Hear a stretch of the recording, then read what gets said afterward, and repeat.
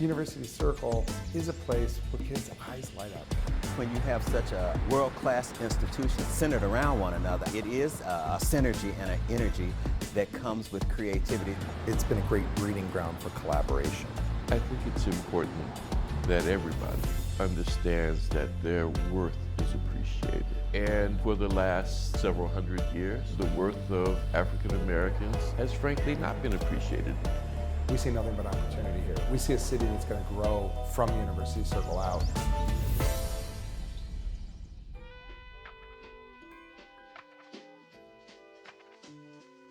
There is so much that you can bring out in a painting, bring out those things that are important. Cleveland native Gary Williams has an unorthodox artistic journey. For most of his life, he spent his days in the courthouse, but by night, he unveiled his true passion. All the time that I was practicing law, I continued to paint. Every day I'd come home, I'd be with the family, eat dinner, put kids to bed. I'd be an hour in the attic painting, trying to be the best artist I could be. Today, he runs Sankofa Fine Art Studios along with co-founder Robin Robinson. Our mission is to bring art to the community. We want to beautify these once vibrant but now blighted areas. With work like their mural project along 105th Street in Glenville. I think it is important that it's not only pretty pictures, but art that says something to the community. We want to make people proud to say, look, I grew up on 105th Street. We want to make it an arts destination. It's a dream not too far off. Just 2 miles south on 105th Street, the scenery starts to change. Abandoned shops and empty lots morph into century-old marble structures and state-of-the-art modern glass designs. And the artistic inspiration Sankofa is striving to share with their neighborhood is everywhere. University Circle is a spectacular square mile. It is truly a place that inspires. The neighborhood known as University Circle is home to 40 nonprofit institutions, making it a hub for arts and innovation and earning it national acclaim. We were thrilled with the distinction that the world now knows what we already knew, which is University Circle is America's best arts district. University Circle abuts the communities of Fairfax, Glenville, and Little Italy. We're focusing on 2 streets that connect those communities, 105th Street and Euclid Avenue. Euclid Avenue was the road to Buffalo, New York. It was the main route in and out of the city. It's almost mythical. It was the site where Cleveland's millionaires built their homes. It was known as Millionaires Row. It was a place that grew from the early part of the 19th century into an education district. Cultural institutions soon followed, including the Cleveland Orchestra, which found a permanent home on Euclid Avenue with the opening of Severance Hall in 1931. Having us all in close proximity, I think, creates an opportunity for the community to come together. You might be here because you're interested in visual art, but the orchestra is right across the street. The concert hall is best known for the music played inside its walls, but the structure itself is a work of art. This building was made by hand, and it was made with love, and it was made with the artistic skill of people from all over the world. Just blocks from the growing arts district, another community was taking root along Euclid Avenue as Italian immigrants flocked to Cleveland's Little Italy. By 1910, it was the most solidly single ethnic neighborhood in Cleveland. I estimate about 90% of people were of Italian birth or heritage, so it was a tight little community. These neighborhoods were formed because the immigrants weren't welcome in any other communities, and they were forced to live in neighborhoods that were unique to their own nationality or racial group. They were able to maintain the traditions that they brought with them from the old country. Traditions like food, language, religion, and the art of stone carving.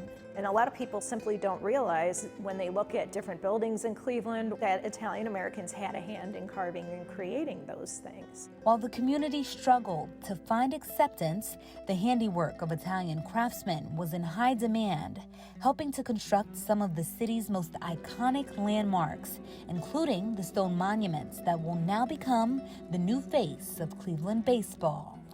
We should all understand and appreciate that and mutually respect one another and respect the contributions that each of our groups have made to this country.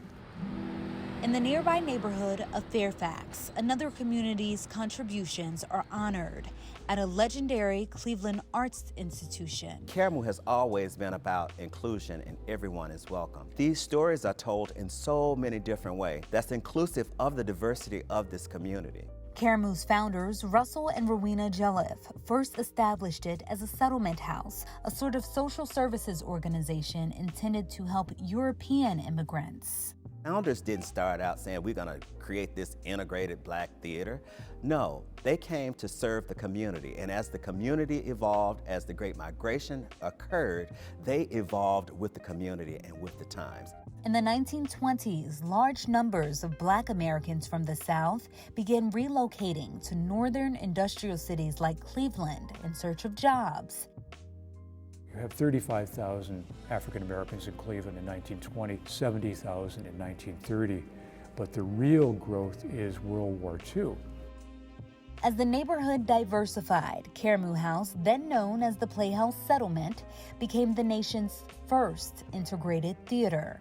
Integration was not at the center of anyone's thinking at that point. People from different diverse backgrounds coming together to produce art was groundbreaking.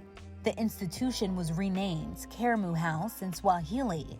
It means a place of joyful gathering, a fitting tribute to its role in elevating African American artists. It's been a rich history of individuals getting their start, their foundation starting here, and going out and doing great things in the world.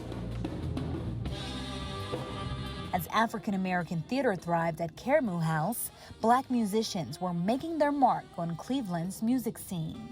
Cleveland begins to get jazz and black music in the 1920s. The Cleveland jazz scene became iconic, drawing integrated audiences to the thriving jazz clubs on 105th Street in majority Black neighborhoods like Glenville and Fairfax.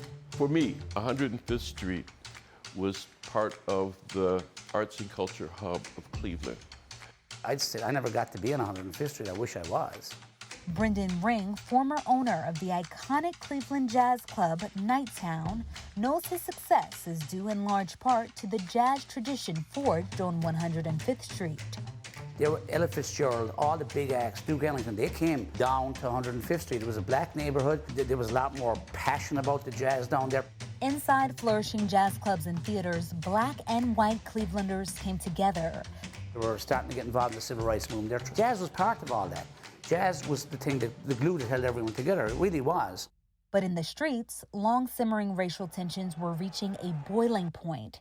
In 1966, the neighborhood called Huff erupts in urban rebellion, urban riot.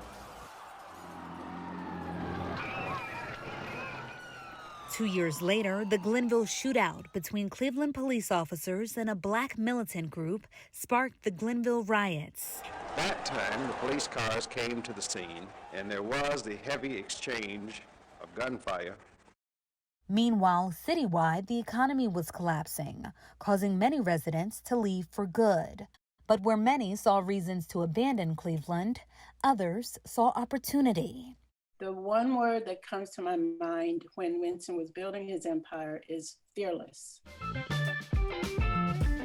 From the shells of abandoned buildings on the corner of 105th and Euclid Avenue, Winston E. Willis built an entertainment empire, peaking at more than 20 restaurants, clubs, shops, and cafes. Andra Willis Carrasco, Willis's younger sister, recalls the site. It was lit up all day and all night, 24 hours.